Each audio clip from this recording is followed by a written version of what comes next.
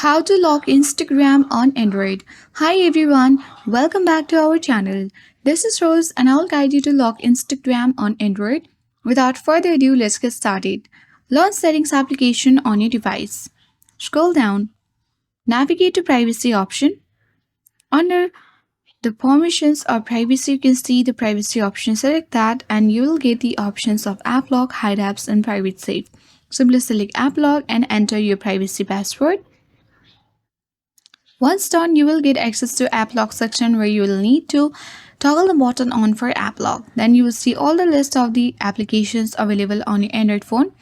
Locate Instagram and turn on the button of Instagram. Tap on Locked and here you will see that we have easily added to Lock section.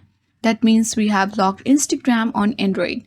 Now whenever you'll launch Instagram, you will have to enter the lock screen password. So that's all for today. I hope this guide was helpful. If it was, then do like, share, comment, and don't forget to subscribe. Thank you for watching, and I'll see you in the next video.